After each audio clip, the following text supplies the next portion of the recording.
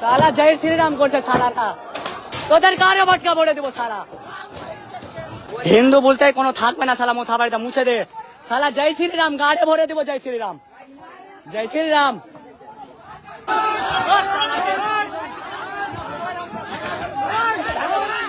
তোমাদের জন্য মুসলমানদের জন্য গলা বসে গেল, আর তোমরা বাড়িতে বসে কি করছো? তোমরা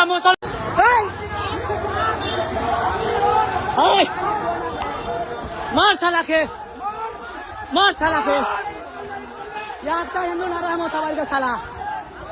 চল রায়পাড়া চল সালা, চল।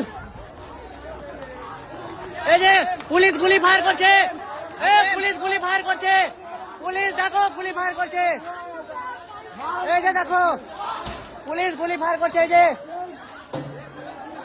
পুলিশ গুলি ফায়ার করছে, পুলিশ গুলি ফায়ার করছে, পুলিশ গুলি ফায়ার করছে, এই যে দেখো, এই যে পুলিশ গুলি ফায়ার করছে, এই যে পুলিশ গুলি ফায়ার করছে, এই যে, এই যে। আরে মারতে পারবে না, মারতে পারবে না, মার চল, আরে চল, বুকে সামনে।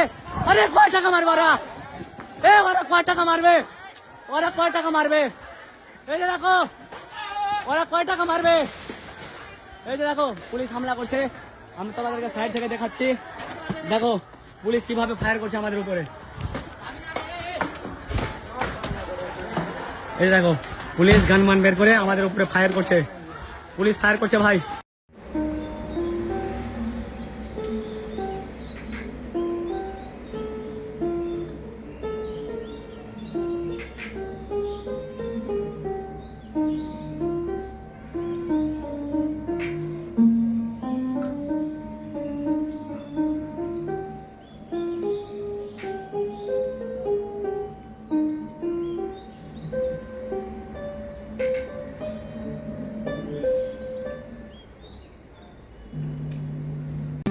বাড়ি ঘর লুটপাট ও ভাঙচুর করা হচ্ছে, আর আমাদের মাননীয় মুখ্যমন্ত্রী মমতা ব্যানার্জি লন্ডনে বসে পিয়ানো বাজাচ্ছেন।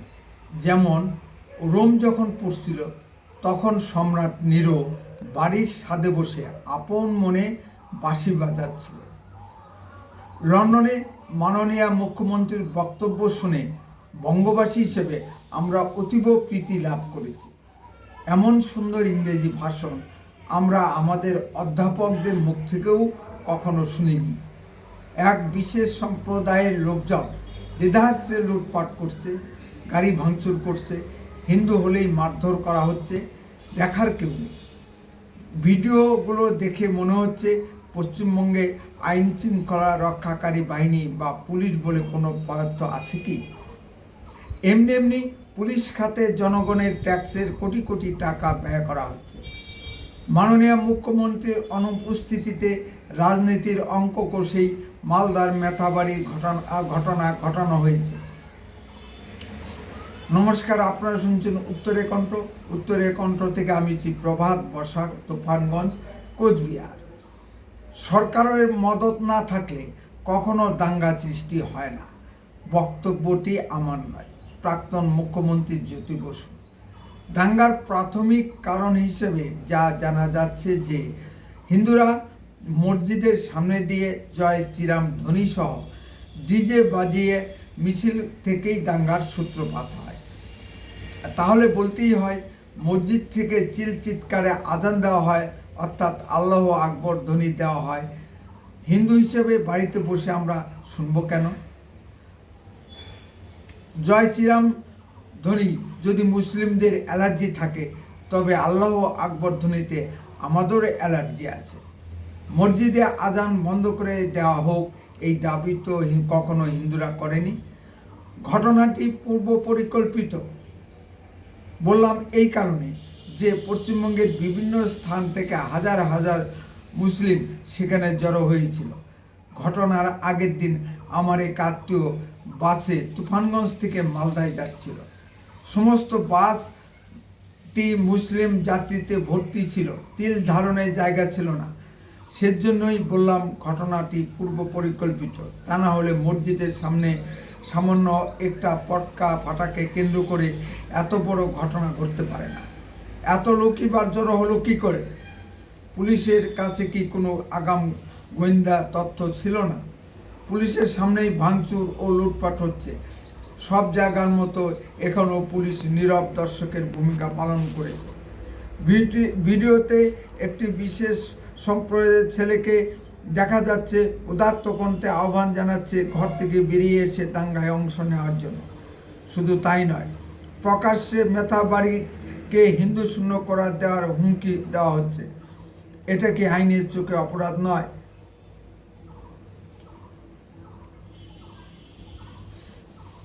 বেছে বেছে হিন্দুদেরকে গ্রেপ্তার করা হচ্ছে এবং হিন্দু পথযাত্রীদের পুলিশ নির্মমভাবে পেটাচ্ছে।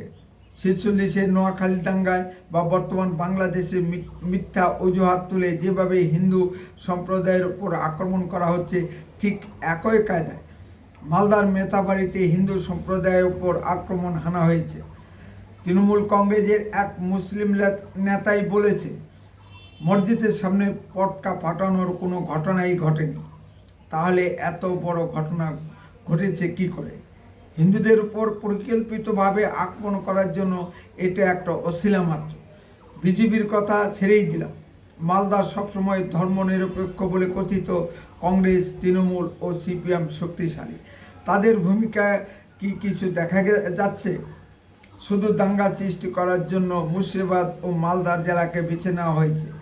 কিছুদিন আগে মুর্শিদাবাদের বেলডাঙ্গায় কার্তিক পূজাকে কেন্দ্র করে সাম্প্রদায়িক দাঙ্গা হয়ে গেছে। এবার মালদার মেথাবাড়ি, আবার মুর্শিদাবাদের সারগাছিতে সাম্প্রদায়িক দাঙ্গা সৃষ্টির প্রয়াস চালানো হচ্ছে। সারগাছিতে একটি মসজিদের ভিতর শিবলিঙ্গ পাওয়া গেছে। এই নিয়ে সাম্প্রদায়িক উত্তেজনার সৃষ্টি হয়। ঠিক যেমন কয়েক বছর আগে দুর্গাপূজার সময় বাংলাদেশের কুমিল্লা জেলার নানোয়ার দিঘির পাড় দুর্গা পূজা মণ্ডপে হনুমানের পায়ের নিচে কোরআন শরীফ পাওয়া গিয়েছিল। তাই নিয়ে সারা বাংলাদেশ জুড়ে ব্যাপক সাম্প্রদায়িক দাঙ্গা সৃষ্টি হয় ও অনেক হিন্দু প্রাণ যায়। পরে প্রমাণিত হয় এ কাজ হিন্দুরা করেনি, আওয়ামী লীগের এমপি নেতা বাহারুদ্দিনের নির্দেশে এক মুসলিম এই কাজ করেছে। বাংলাদেশের শেখ হাসিনার আদালত ওই মুসলিমকে পাগল সাজিয়ে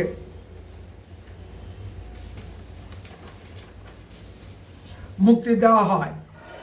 সেই বদমাইশ এমপি বাহারুদ্দিন বর্তমানে বাংলাদেশের রাজনৈতিক পরিস্থিতিতে ভারতের কলকাতায় আশ্রয় নিয়ে বহাল তবিয়তে বিরাজ করছে। তাই বলছিলাম, সরকারের মদতে সাম্প্রদায়িক দাঙ্গা সৃষ্টি হয়। আর আমাদের মেইনস্ট্রিম মিডিয়া এই ঘটনা নিয়ে চুপ করে বসে আছে। তারা মাননীয় মুখ্যমন্ত্রীর লন্ডন সফর প্রচার করতেই ব্যস্ত। মানুষ কেন মেইনস্ট্রিম মিডিয়াকে বর্জন করছে তারই একটা জ্বলন্ত উদাহরণ এটি। মালদার ইন্টারনেট পরিষেবা বন্ধ করে দেওয়া হয়েছে। সেখান থেকে কোনো খবর বেরিয়ে আসতে পারছে না।